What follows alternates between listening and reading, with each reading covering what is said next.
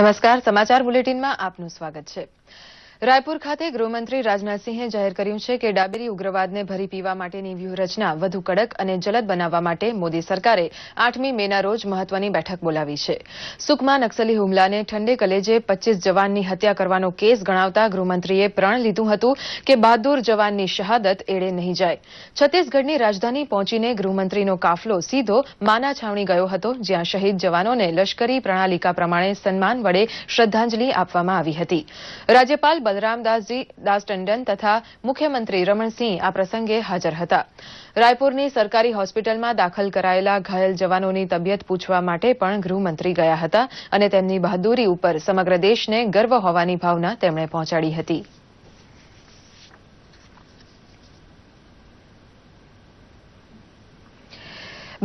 ના માલેગાંવ બોમ્બ ધડાકા કેસમાં આરોપી સાધ્વી પ્રજ્ઞાસિંહ ઠાકુરને આખરે જામીન આપવાનો હુકમ મુંબઈ વડી અદાલતે કર્યો છે, જ્યારે લેફ્ટનન્ટ કર્નલ પ્રસાદ પુરોહિતની જામીન અરજી નકારી કાઢવામાં આવી છે. સાધ્વીને જામીન આપતી વખતે વડી અદાલતે મૂકેલી 3 શરત પ્રમાણે તેણે 5 લાખ રૂપિયાના પર્સનલ બોન્ડ આપવા પડશે, સાક્ષી પુરાવા સાથે ચેડા નહીં કરે તથા એનઆઈએ પાસે પાસપોર્ટ જમા કરાવશે. જામીન અરજીની સુનાવણી વખતે એનઆઈએ દ્વારા તેનો વિરોધ કરાયો ન હતો અને સાધ્વી ઉપર મકોકા લાગતો નથી એટલે જામીન આપવામાં વાંધો નથી તેમ કહ્યું હતું.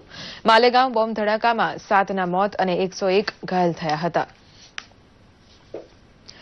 મજબૂત વૈશ્વિક સંકેત અને રિલાયન્સ ઇન્ડસ્ટ્રીઝના ચોથા ક્વાર્ટરના સારા પરિણામોને કારણે ઘરેલું બજારમાં તેજીનો માહોલ જોવા મળી રહ્યો છે.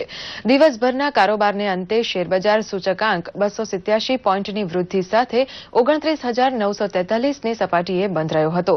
નિફ્ટી આંક પણ 87 પોઈન્ટની વૃદ્ધિ સાથે 9,306ની ઐતિહાસિક સપાટીએ બંધ રહ્યો હતો.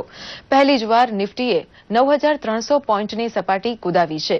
દિવસ દરમિયાન banking, auto, metal, IT, pharma, realty અને પાવર શેરોમાં ખરીદદારીની તેજીનો પવન ફૂંકાયો હતો. ઘણા લાંબા સમય પછી શેરબજારમાં તેજીનો કરંટ શરૂ થતાં મૂડી બજાર તરફ લોકો વળશે તેવું જાણકારો કહે છે.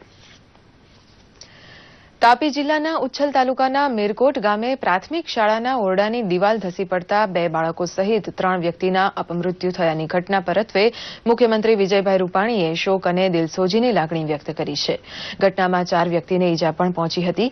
દુર્ઘટનામાં મધ્યાહન ભોજનના રસોઈયાબેન અને શાળાના 2 બાળકોના સ્થળ ઉપર જ મૃત્યુ થયાના કિસ્સામાં મુખ્યમંત્રીએ પોતાના રાહત ભંડોળમાંથી મૃતકોના પરિવારને રૂપિયા 4 લાખની સહાય આપવાની જાહેરાત કરી હતી. દુર્ઘટનાની તપાસના આદેશ આપતા કસૂરવારોને નશ્યત કરવા પણ મુખ્યમંત્રીએ સૂચના આપી છે.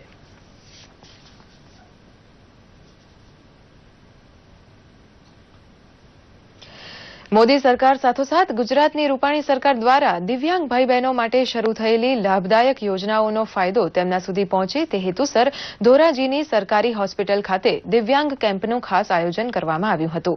હાડકાની બીમારી, મગજની બીમારી, આંખની બીમારીની પીડિતા સહિત દિવ્યાંગો સરકારી સહાય યોજનાનો લાભ મેળવી શકે તે હેતુસર સહાય કાર્ડ ઇસ્યુ કરવાની કામગીરી કરવામાં આવી હતી.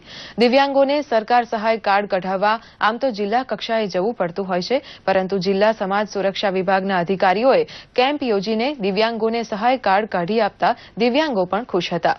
દિવ્યાંગનું કહેવું છે તથા દિવ્યાંગપણું કેટલું છે તેની ટકાવારી ધરાવતું સરકારી કાર્ડ અનેક જગ્યાએ જરૂરી હોવાથી ધોરાજીમાં આ સગવડ શરૂ થઈ છે.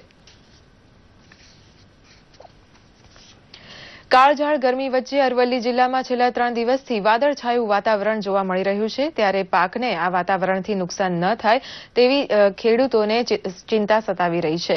43 ડિગ્રીને આસપાસ પહોંચેલો પારો છેલ્લા 3 દિવસથી 35-36 ડિગ્રી સુધી ગગડ્યો છે. ગરમીથી રાહત થતા જિલ્લાવાસીઓએ તો હાશકારો અનુભવ્યો, પરંતુ જગતનો તાત આ વાતાવરણથી ચિંતામાં મુકાયો છે. જિલ્લાના મોડાસા સહિત અન્ય તાલુકાઓમાં ઉનાળુ પાકનું મોટા પ્રમાણમાં વાવેતર થઈ ચૂક્યું છે. જો કમોસમી વરસાદ થશે તો ખેડૂતોને મોટું નુકસાન થવાની શક્યતા છે. ઇન્ટરનેટના જમાનામાં જૂની રમતો વિસરાઈ ગઈ છે, ત્યારે આવી વિસરાતી રમતોને જાળવી રાખવા રાજ્ય સરકારે એક પ્રયાસ કર્યો છે. વડોદરામાં ગિલ્લી દંડાની રમતની સ્પર્ધા યોજાઈ હતી. રાજ્યના રમતગમત મંત્રી રાજેન્દ્ર ત્રિવેદીએ આ સ્પર્ધાનો પ્રારંભ કરાવ્યો હતો. સ્પર્ધામાં મોટી સંખ્યામાં શાળાના વિદ્યાર્થીઓએ ભાગ લીધો હતો. તો આ પ્રસંગે રમતગમત મંત્રી તેમજ અન્ય અગ્રણીઓએ પણ ગિલ્લી દંડાની રમતની મજા માણી હતી. આ પ્રસંગે તેમણે જણાવ્યું હતું કે મોબાઈલ કે વિડીયો ગેમની જાળમાં ફસાયેલા બાળકો શારીરિક શારીરિક કસરતો સાથેની રમતોથી દૂર થઈ રહ્યા છે, ત્યારે જો ફરી આ રમતો રમતા બાળકો થાય તો સ્વાસ્થ્ય સંબંધી અનેક બીમારીઓ આપમેળે જ દૂર થઈ જશે.